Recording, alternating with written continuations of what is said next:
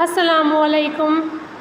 Welcome to SDMES Boys English Medium Primary School, Standard 7, Subject Hindi, Chapter number 4, कथनी और करनी। हमने इस चैप्टर में हमारे 2 उदाहरण देख लिए थे। टोटल 4 उदाहरण है, उसमें से हमने 2 फिनिश कर लिए हैं। यहाँ तक हमने फिनिश किया था, अब यहाँ से बाकी है। ठीक है, page number 20, first para, last para है ये, वहाँ से हमारा बाकी है। एक व्यक्ति दुकान पर गया। स्कूटर दुकान के सामने खड़ा कर ही रहा था कि दुकानदार बोला, आप अपना स्कूटर वहाँ सामने वाहन रखने के स्थान पर खड़ा करके आए।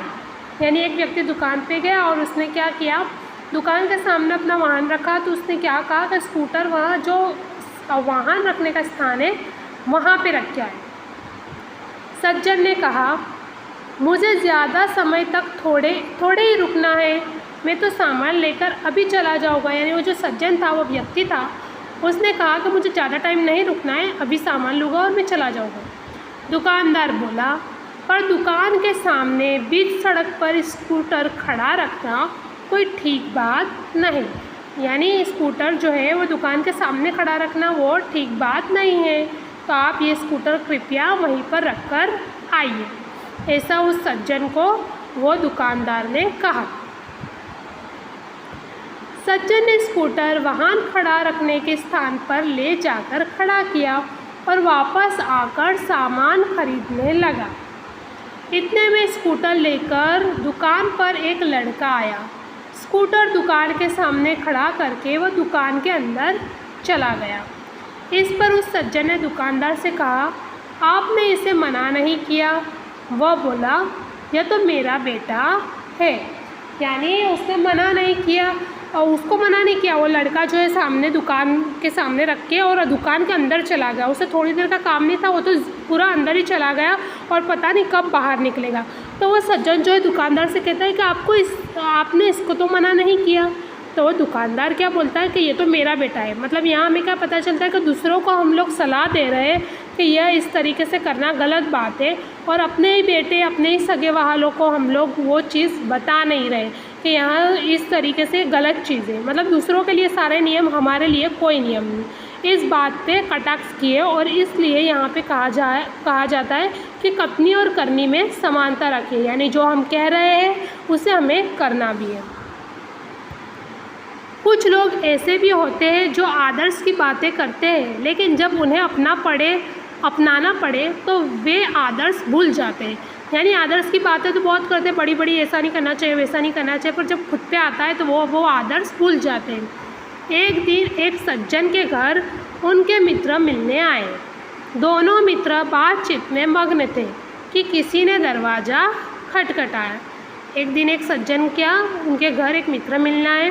दोनों मित्र बातचीत कर रहे थे कि किसी ने दरवाज़ा खटखटाया, नहीं, दरवाजे पे नॉक किया। उन्होंने खिड़की से झाँक कर देखा, बाहर मकान मालिक खड़ा था। उन्होंने खिड़की से झाँक कर देखा तो बाहर कौन खड़ा था? मकान मालिक, जो पिछले 4 माह यानी महीने का किराया यानी रेंट मांगने आया हुआ था, भाड़ा मांगने। तो 4 माह का किराया मांगने बार बार आ रहा था। उन्होंने अपने बच्चे को समझाकर बाहर भेजा। जब बच्चा बाहर गया तो मकान मालिक ने उससे कहा, तुम्हारे पिताजी से कहो कि मैं मकान का किराया लेने आया हूँ। तुम्हारे पिताजी से कहो कि मैं मकान का किराया लेने आया हूँ। बच्चे ने तपाक से जवाब दिया। तपाक से यानी तुरंत ही जवाब दिया, कुछ भी सोचे बिना। पिताजी ने कहा है कि वे घर पर नहीं है। यानी यहाँ बच्चे से झूठ बुलवा दिया उसके पिताजी ने, और पिताजी ने खुद कहा कि बच्चे को कि बाहर जाके बोल दे अंकल को कि मैं घर पे नहीं हूँ। तो बच्चा मासूम होता है तो वो झूठ बोलते बोलते सच बोल देता है कि पिताजी ने खुद कहा है कि वे घर पर नहीं है। बच्चे की बात सुनकर मकान मालिक हंसने लगा। घर में बैठे मित्र के चेहरे पर भी मुस्कान आ गई। यानी वो शर्म से पूरा लज्जित हो गया जिसने ये कहलवाया था, जिसे देखकर वे सज्जन पानी हो गए। यानी वो जो सज्जन के घर मित्र आया था, वो सज्जन जो है वो पानी हो गया, क्योंकि उनका मित्र भी उनकी एक फ़नी थिंग देखकर हंसने लगे कि बच्चे से झूठ बुलवा रहे हैं सब। पानी पानी हो जाने का मतलब बहुत लज्जित होना, शर्म से डूब जाना। तो इसका वाक्य में प्रयोग करना हो तो हम कैसे बोलेंगे, अपना झूठ पकड़ा गया तब लड़का पानी पानी हो गया। ऐसे वाक्य में प्रयोग कर सकते हैं। एक सज्जन ने अपने पोते को यह सिखाया था कि हमें कभी किसी भी काम को गलत ढंग से नहीं करना चाहिए। सदा अपनी बाकी प्रतीक्षा यानी राह देखनी चाहिए, प्रतीक्षा करनी चाहिए यानी हमें वेट करना चाहिए। ये एक सज्जन ने अपने पोते से सिखाया था। अब आगे क्या होता है, देखो यहाँ पे लंबी लाइन लगी हुई है, आपको दिख रही है, और यहाँ पे सज्जन और उनका पोता दोनों खड़े हैं।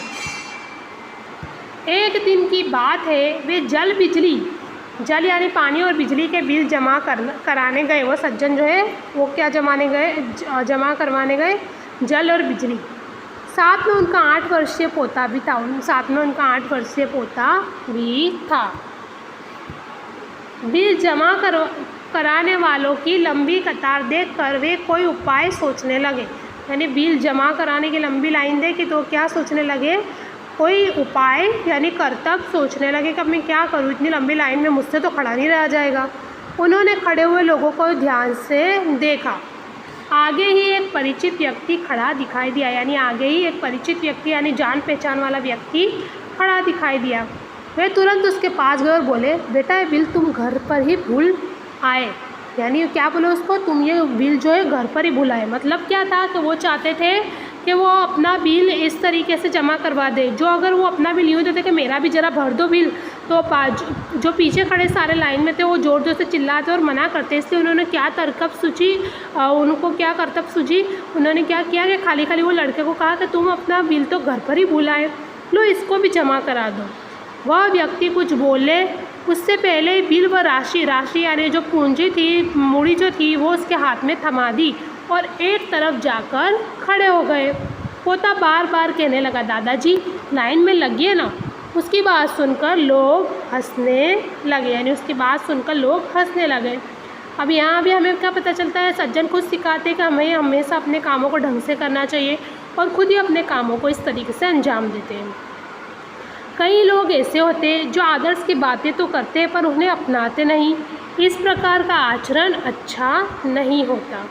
ऐसा आचरण करने वालों को कभी सम्मान नहीं मिलता, वे हंसी के पात्र बनते हैं। इसलिए हमें कथनी और करनी में सदैव यानी हमेशा समानता रखनी चाहिए। अब यहाँ पे हमारे को एक कोष्टक है, यहाँ पे क्या दिया हुआ है, हो कथनी करनी एक समान, जग में मिलता तब सम्मान। यानी हम जो बोल रहे हैं वैसा ही हमें कार्य करना है, तभी हमें दुनिया में सम्मान मिलता है। तो यहाँ पे जो है हमारा ये जो लेसन है पूरा फिनिश होता है एक्सप्लेनेशन के साथ। Thank you for watching. अल्लाह हाफिज़।